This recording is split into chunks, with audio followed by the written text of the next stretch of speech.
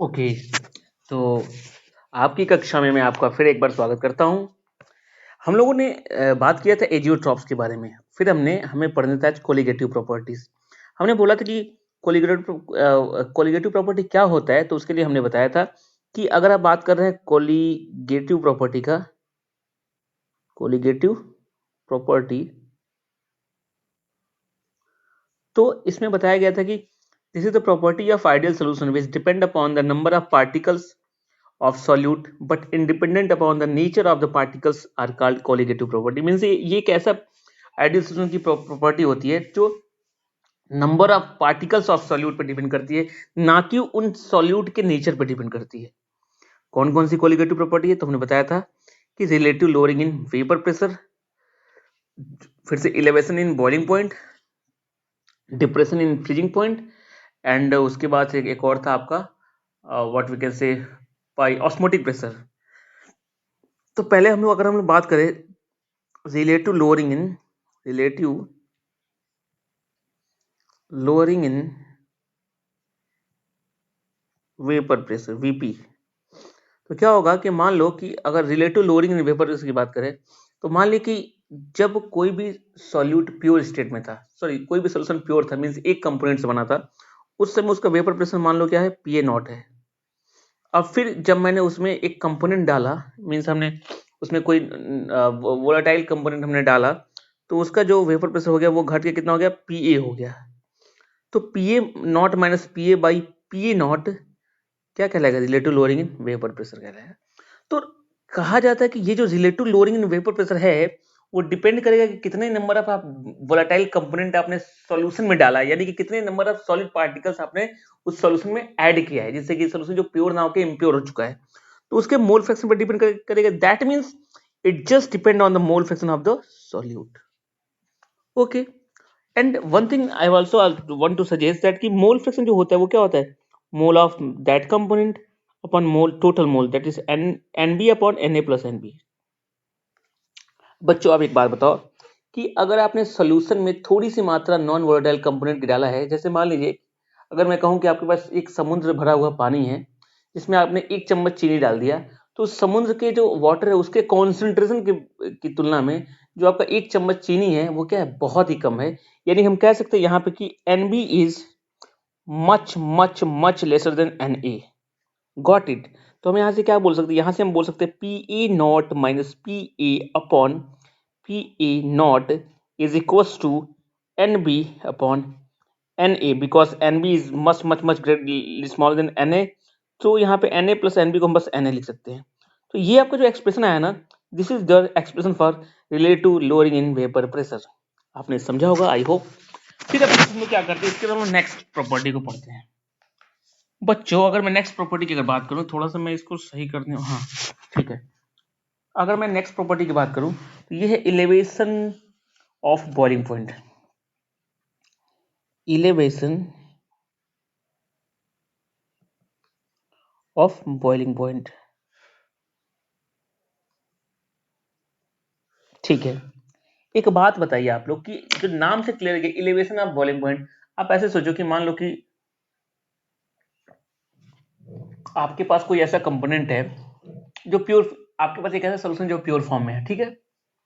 Means उसमें एक बस सॉल्वेंट है, सॉल्वेंट से ही बना है, यानी कि प्योर फॉर्म में है, एक ही कंपोनेंट उसमें है।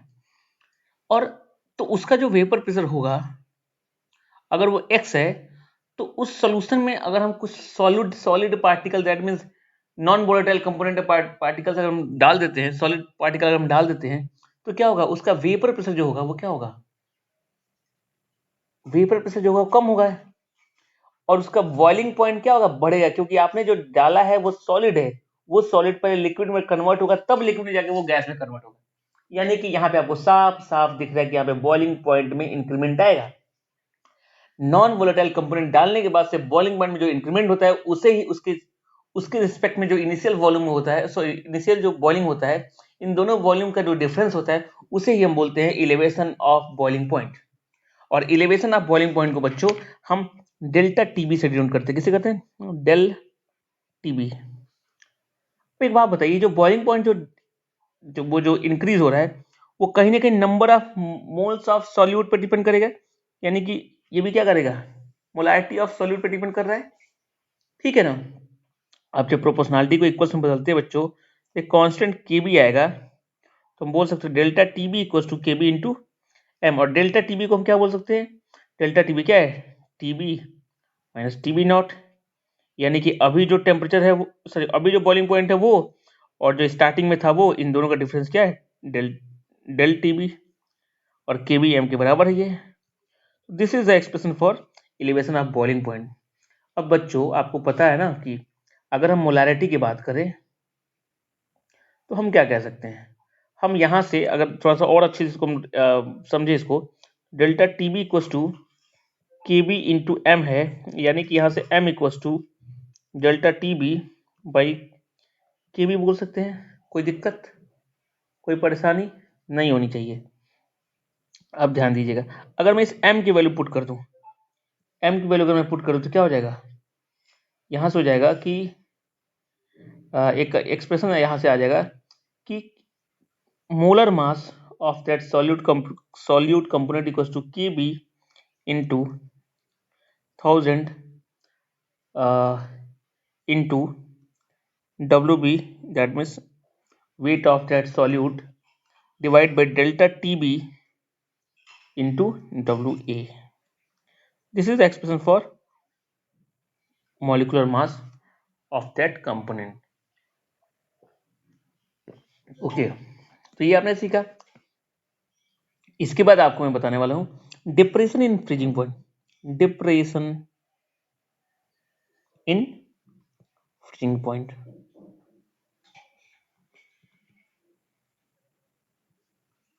बच्चों आप ही बताओ कि अगर हम डिप्रेशन इन फ्रीजिंग पॉइंट की बात कर रहे हैं तो डेल्टा टी एफ, आप सोचो कि अगर कोई सॉलिड कंपोनेंट को अगर किसी लिक्विड कंपोनेंट में डालते हो तो सॉलिड जो होगा उसको तो हम फ्रीज करना नहीं है क्योंकि वो पहले ही सॉलिड है, तो यानी कि उसको फ्रीज करने में हम टेम्परेचर का कोई नीड है नहीं, यानी कि जो फ्रीजिंग पॉइंट पहले था उससे कम हो जाएगा। यानी जब सॉलिड कंपोनेंट को किसी सॉल्यूट में, किसी सोल्यूशन में डालते हैं तो उससे जो फ्रीजिंग पॉइंट में जो चेंज आएगा वो क्या होगा, कम ही आएगी, यानी कि फ्रीजिंग पॉइंट जो होगा उससे जो टोटल जो डिफरेंस आएगा वो क्या होगा, वो कम आएगा, यानी कि निगेटिव में आएगा। तो इसे हम बोल सकते हैं डिप्रेशन इन फ्रीजिंग पॉइंट, उसको हम डेल्टा टी एफ से डिनोट कर रहे हैं। अब डेल्टा टी एफ की बात करें तो वो क्या हो जाएगा, T F not minus T F, इसके बराबर होगा। अब वो भी क्या करेगा, चूंकि आपने जितना सॉल्यूट डाला उसके हिसाब से क्या होगी उसकी डिप्रेशन होगा उसके फ्रीजिंग पॉइंट में। तो यानी कि हम कह सकते हैं कि this is also depend on molarity of the solute, that is delta T F equals to K F into M. बच्चों आपको एक बात बता दें, जो के एफ है ना, के एफ जो है इसको हम कहते हैं मोलर डिप्रेशन कांस्टेंट। क्या बोलते हैं इसको, मोलर डिप्रेशन कांस्टेंट, या फिर इसको हम एक और नाम से बोलते हैं क्रायोस्कोपिक कांस्टेंट। क्या बोलते हैं इसको हम एक और नाम बोलते हैं क्या, क्रायोस्कोपिक कांस्टेंट, क्रायोस्कोपिक कांस्टेंट। ऐसे मैं भूल गया हूं बताना कि केबी जो होता है ना उसको हम बोलते थे इबिलियोस्कोपिक कांस्टेंट। क्या बोलते हैं इसको, इबिलियोस्कोपिक कांस्टेंट, इबिलियोस्कोपिक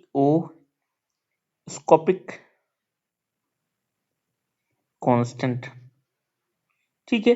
और साथ ही साथ इसका एक और नाम ये हो सकता है कि मोलर इलेवेशन कांस्टेंट। बच्चों तो कहीं ना कहीं हमने क्या देखा, हमने ये देखा कि जो डेल्टा टी एफ जो होगा वो के एफ इंटू मोलारिटी के बराबर है। अगर इसको मैं और मॉडिफाइड कर दूं तो बोल सकता हूँ यहाँ से m equals to K F into 1000 into weight of solute divide by delta T B T F into what, WA.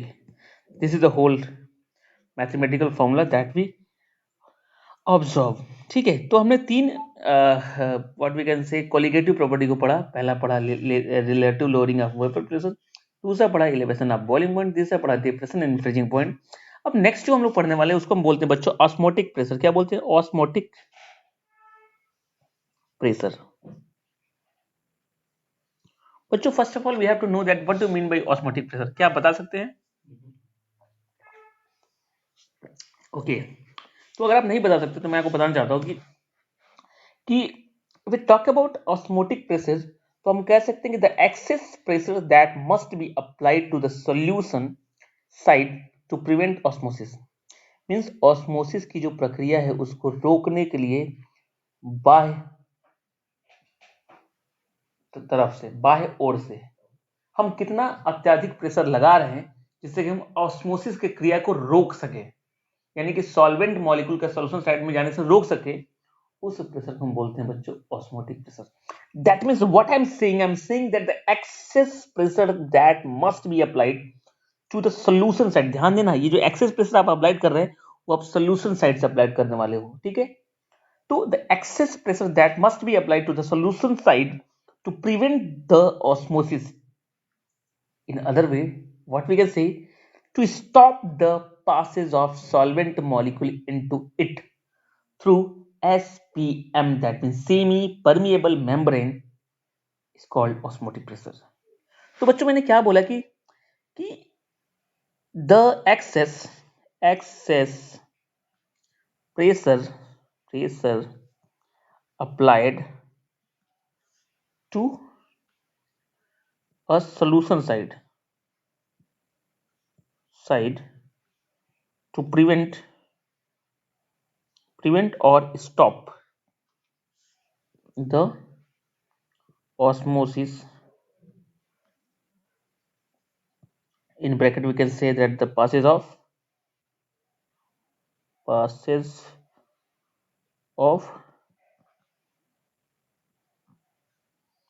solvent molecule to solution side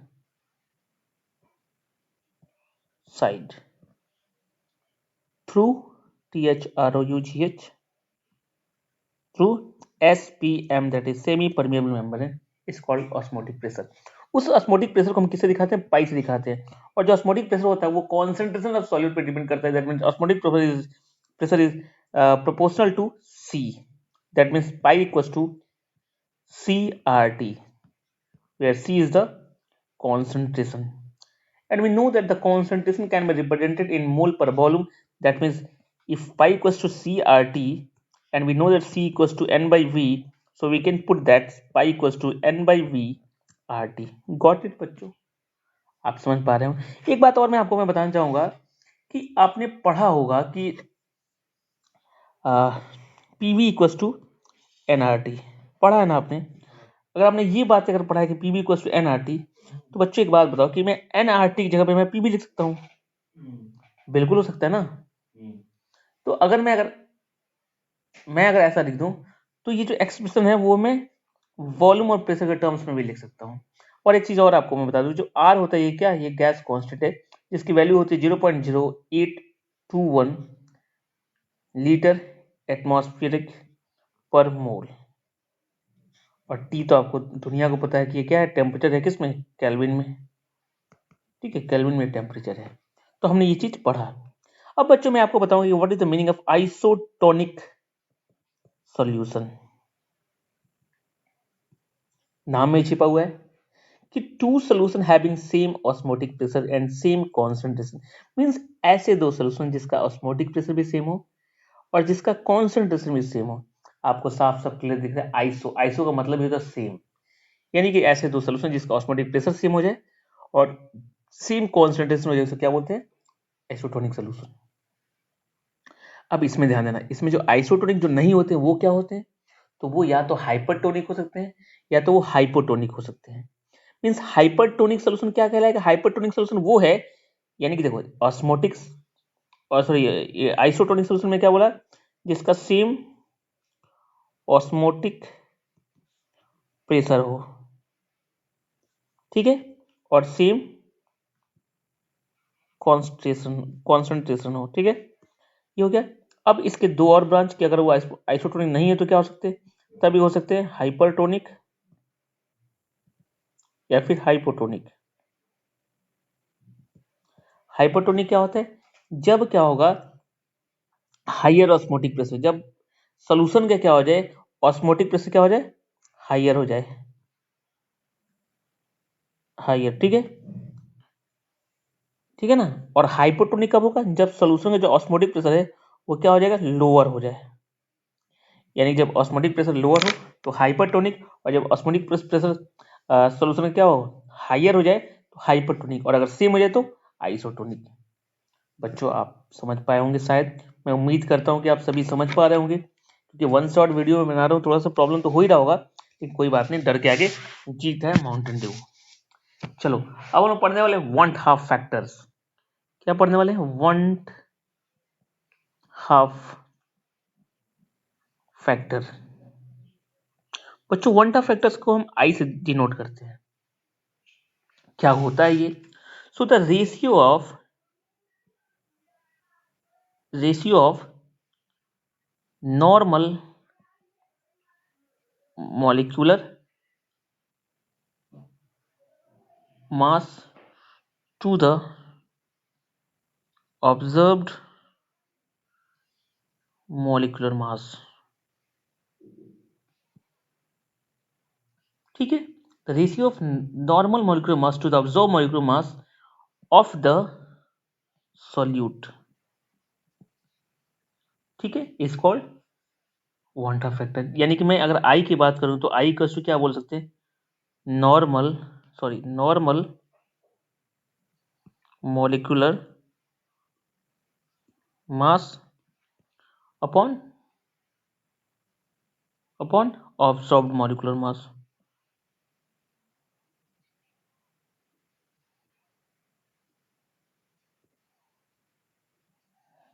ठीक है, उसके बाद एक और चीज कि इसको मैं एक और नाम ये बोल सकते हैं कि observed colligative property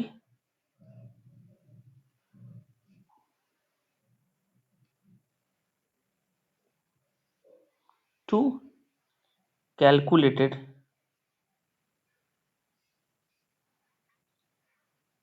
value of colligative property. ठीक है ना, आप समझ पाए होंगे। जी हाँ, अब देखिए ये तो वांट ऑफ फैक्टर हो गया। अब जब वांट ऑफ फैक्टर को इंट्रोड्यूस कर दिया है तो जितनी भी कोलिगेटिव प्रॉपर्टी है ना, कोलिगेटिव प्रॉपर्टी है, यानी कि चार हम जो कोलिगेटिव प्रॉपर्टी पढ़ा है उनको हम वांट ऑफ फैक्टर के टर्म में यानी कि आई के टर्म में कैसे लिखते हैं वो हम देखने वाले हैं। तो वो टॉपिक को मैं बताऊंगा आपको कि what is the modified forms of colligative properties.